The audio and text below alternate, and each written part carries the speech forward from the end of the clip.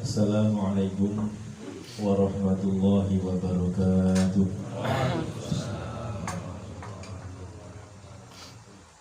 Bismillahirrahmanirrahim.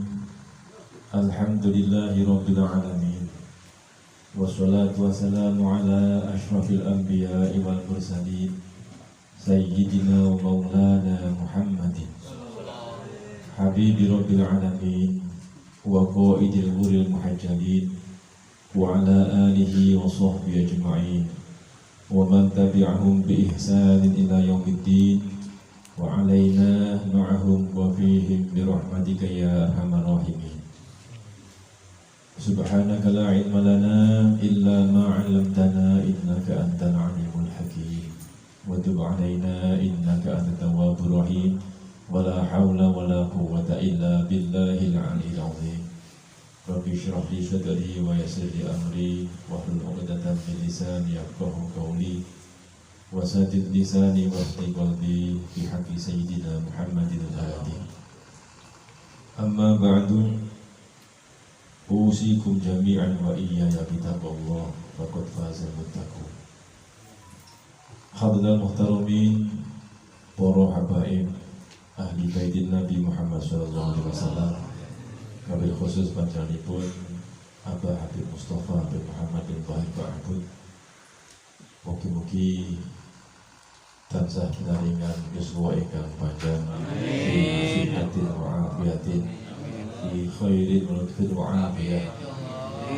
Para masyayikhuna, para kiai ingkang rawuh, Kiai Abdul Aziz, Kiai Abdul Jalil, ugi sahibul bait keluarga Haji Mahmud. Alhamdulillah dalam niko milik gabung panjenenganipun Bapak Haji Yusa Umar ingkang sampun rawuh saking Kalimantan. Ugi para keluarga panjenenganipun ingkang rawuh saking niko. Hadirin hadirat para pecinta baginda Muhammad sallallahu alaihi wasallam, umatipun kanjeng Nabi, mugi tansah pinaringan rahmat saha barokah saking saking Allah Subhanahu wa taala. Amin ya rabbal alamin. Boten kraos safari maulid ini sampun malam ke-31. Ingkang berarti dalu niki sampun medal saking wulan Rabiul Awal.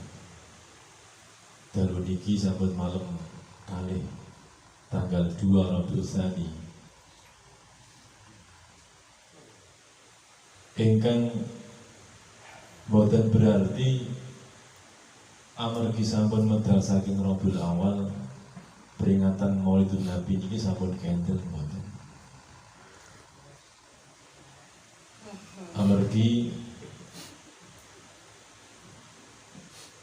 menawi lafaz maulid menika dipun maksudaken minangka siwat masdar mim ingkang dipun maksud isim maf'ul. Masdar mim bimakna ismil maf'ul, lafaz maulid bimakna al-maulud, ingkang berarti peringatan Maulidun Nabi niki merengeti nggih Kanjeng Nabi nipun. Menawi ingkang dipun maksud menika nggih tanpa batas waktu. Setiap saat, setiap waktu kita harus selalu mengenang beliau baginda Muhammad SAW. Di setiap detik kehidupan kita, kita harus selalu mengenang beliau, berusaha menyambungkan kehidupan kita dengan beliau baginda Muhammad SAW. Sungguh pun lafaz maulid ini dimaknai sebagai maulid zamanul wiladah. Tetap boten berarti amargi medal saking wulan Rabiul Awal sampun telas wekdalipun boten. Napa malih panjenenganipun Al-Imam Abdurrahman At-Tibai menegaskan walau anna amilna kulla yaumin di Ahmad maulidan qad kana wajib. Seandainya setiap saat kita menyelenggarakan maulid seperti ini, dalam rangka untuk menghidupkan baginda Muhammad SAW di hati kita, menghadirkan kanjeng Nabi di hati kita, maka itu adalah hal yang sudah semestinya karena wajib. Nopo malih selanjutnya, nopo malih kita sudah bersepakat untuk meneruskan peringatan Maulid ini setiap malam sampai nanti malam ke-40. Yang kebetulan malam 40 itu malam Kamis, yang disambung dengan malam Jumat Pahing.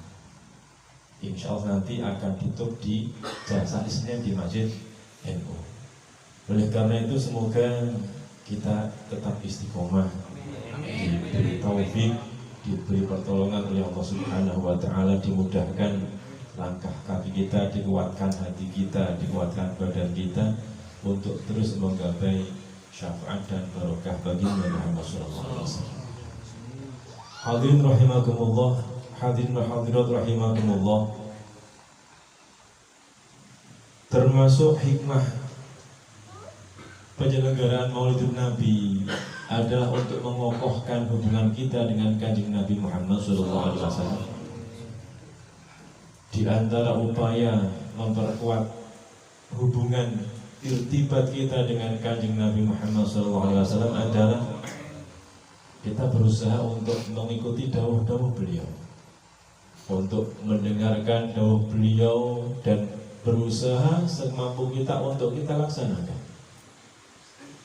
Pada malam ke-31 ini perkenankan kita untuk tabarruk, untuk membacakan hadis yang termaktub di kitab Al-Arba'in An-Nawawiyah, hadis yang ke-31 sesuai dengan malamnya. Hadis ini diriwayatkan oleh Abil Abbas Sahal bin Sa'id As-Sa'idi radhiyallahu anhu. Beliau berkata, Ja'a rajulun ila Nabi sallallahu alaihi wasallam. Suatu ketika datanglah seorang laki-laki, rajulun tanpa disebut namanya, datang sowan kepada Kanjeng Nabi Muhammad sallallahu alaihi wasallam. Kemudian laki-laki ini matur, faqala. Inilah enaknya zaman sahabat. Masalah problem apapun kalau datang kepada Kanjeng Nabi, urusan beres. Faqala, ya Rasulullah, wahai Rasulullah, billani ala amalin, tunjukkan kepadaku sebuah perbuatan, sebuah amal.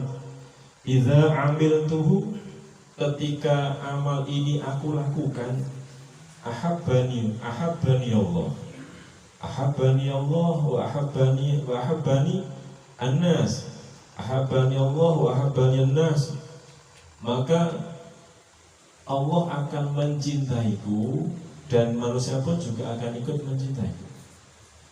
Sebuah amal, sebuah perbuatan yang apabila aku lakukan berakibat Allah mencintaiku dan manusia pun akan ikut mencintaiku.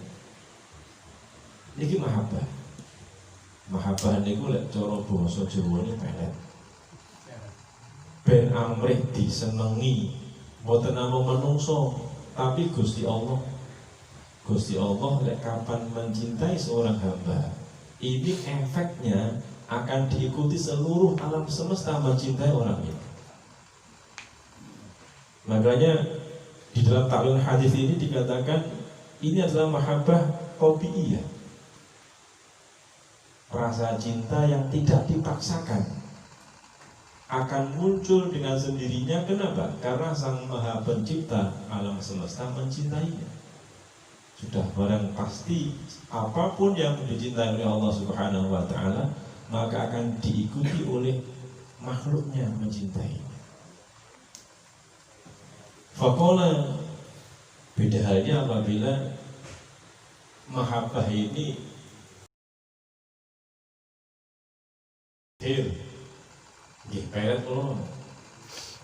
ini rasa cinta yang ada adalah cinta yang dipaksakan. Dibacakan sesuatu mantra-mantra atau doa-doa, akhirnya tertundukkan dan terpaksa untuk mencintai. Ini kimboten. Kita mengikuti Kanjeng Nabi Muhammad SAW, maka pasti akan sesuai dengan apa yang dikehendaki oleh Allah Subhanahu wa taala. Faqala mongko ngendika sapa Kanjeng Nabi Muhammad sallallahu alaihi wasallam, dua kata, dua resep didengarkan niki sederhana, tapi berada tidaknya kita tangkap pribadi kita masing-masing. Resep yang pertama, izhad fid dunya yuhibbuka Allah. Zuhudlah terhadap dunia, zuhudlah di dalam dunia, maka Allah akan mencintai. Resep yang kedua, wazhad fi ma indan nas yuhibbukan nas. Dan zuhudlah terhadap apa yang ada pada manusia, maka manusia akan mencintai.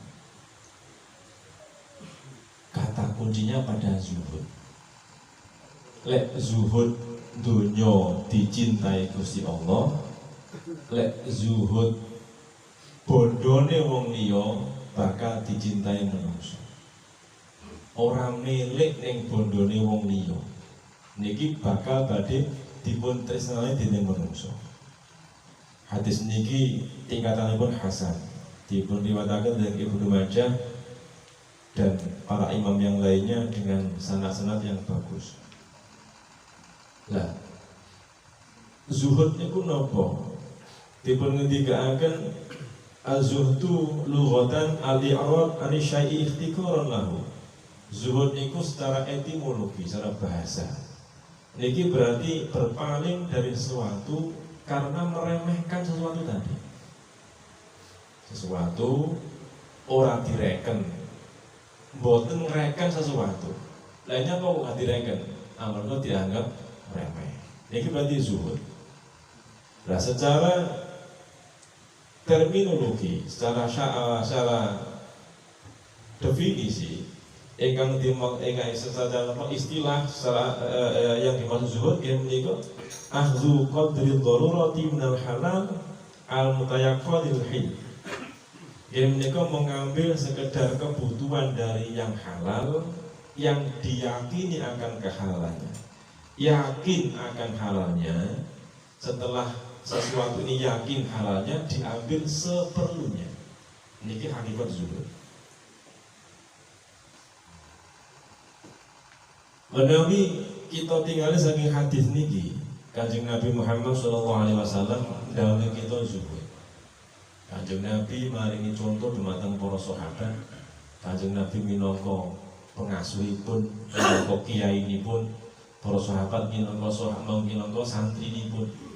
Sehingga apa yang ada pada Kanjeng Nabi dan para sahabat, beri kehidupan para sahabat ini merupakan contoh hasil didikan Kanjeng Nabi Muhammad SAW. Sehingga diperhentikan hakikatul zuhdi fid dunya maka alaihi Rasulullah SAW wa ashabu. Hakikat zuhud, masalah zuhud dunia niki awake namung sekedar cukup melihat pripun anggenipun Kanjeng Nabi Muhammad SAW nglampahi gesang teng donya niki. Ugi saged nderek menapa ingkang dipun contohaken dening para sahabat radhiyallahu ta'ala ajmain. Kita melihat ada banyak contoh sahabat. Ampun ngantos berarti zuhud itu meninggalkan dunia. Barangnya dibuat kabeh digaweni wong gak anggo donya blas. Apakah seperti itu? Kita lihat ada sahabat Utsman bin Affan radhiyallahu anhu yang hari-hari ini lagi naik daun namanya di telinga kita. Kita sering disampaikan, Abah sering menyampaikan, Ibu Husin Akbar sering menyampaikan, nggih menika sahabat Utsman bin Affan. Sahabat Utsman bin Affan iki mboten piantun melarat. Piantun sugih, mboten namung sugih-sugih mlegedhu. Sugih mlegedhu. Napa Sayyidina Utsman bin Affan niku mboten zuhud? Zuhud termasuk dalam ranking azhadun nas. Khulafaur Rasyidin al-Mahdiin, perilaku kehidupannya setiap langkah menjadi contoh.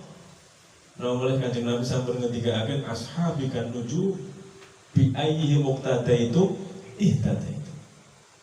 Para sahabatku itu adalah bagikan lintang di langit. bagian lintang manapun kamu mengikutinya, maka kamu pasti mendapatkan petunjuk. Ada lagi sahabat Abdurrahman bin Auf, saudagar yang kaya raya, yang apabila kulaan maka jajaran unta pengangkut barangnya tidak cukup halaman Masjid Nabawi untuk apa? Parkir. Terus saat ini kontainer sugih banget. Pertanyaan yang sama, apakah sahabat Abdul bin Auf niku piantun ingkang boten zuhud? Zuhud. Berarti kata zuhud iki boten identik kalian tiang ingkang boten gadah boten. Karena zuhud ini adalah kondisi hati. Hati tidak terpaut, tidak ada ikatan dengan harta benda yang dimilikinya. Dipun ngendikaken beberapa gambaran tentang zuhud. Yang pertama al-qanaah birizqil halal wa ridho bi. Al-qanaah itu menerima. Qanaah itu merasa cukup dengan rezeki yang halal dan ridho bi. Hati merasa ridho itu marem. Ingat dengan rezeki yang halal. Wa ta'afuf 'anil haram, dan menjaga diri, memproteksi diri jangan sampai ada barang haram masuk pada diri kita. Yang ketiga wal ihtiyat bisyubuhat, berhati-hati dengan hal yang belum jelas hal haramnya. Qanaah dengan rezeki yang halal, rezeki yang jelas-jelas halalnya diambil seperlunya. Menjaga diri jangan sampai kemasukan barang yang haram, dan berhati-hati terhadap barang yang belum jelas hal haramnya. Itu gambaran yang pertama. Gambaran yang kedua, ghina nafsi, kaya hati, hatinya dikayakan. Kaya itu gambaran tidak butuh, hatinya merasa tidak butuh dari yang lainnya. Itu ghina nafsi. Wa ta'afufuha, hatinya menjaga diri dari hal yang diharamkan. Wa tadhiyatu bil mal, berkorban dengan harta, wa nafsi dan jiwa, fi sabilillah, dalam meluhurkan, meninggikan agama Allah Subhanahu wa taala. Di dalam memperjuangkan agama Allah Subhanahu wa taala, berkorban dengan harta dan jiwa. Kemudian sekali lagi, yang namanya zuhud ini adalah kondisi hati tidak ada ikatan dengan harta benda digunakan tapi tidak sampai masuk dalam hati. Kita tidak perlu untuk tidak naik mobil, kita tidak perlu untuk tidak punya mobil, tapi jangan sampai mobil yang kita miliki masuk dalam hati. Kita tidak perlu meninggalkan sepeda motor dari Kanjeng Nabi numpak unta. Tidak perlu. Kenapa? Karena zamannya seperti ini. Cuma jangan sampai harta benda yang kita miliki, rumah yang mewah, kendaraan yang mewah, sepeda motor yang mewah, karena ini dibutuhkan sebagai marwah kaum muslimin. Wong Islam itu butuh sugih, ben wibawa Islami. Tapi ingat, jangan sampai kekayaan ini sampai masuk ke dalam hati. Buktinya apa? Kalau ada ajakan dakwah, maka tidak sayang, tidak iman dengan hartanya untuk diinfakkan ke dalam agama Allah Subhanahu wa taala. Mungkin ini yang bisa saya sampaikan. Astagfirullah min qaulin bila amalin. Semoga ada manfaatnya. Wa'ahu minkum hatta wa iyyakum ajma'in. Wassalamualaikum warahmatullahi wabarakatuh.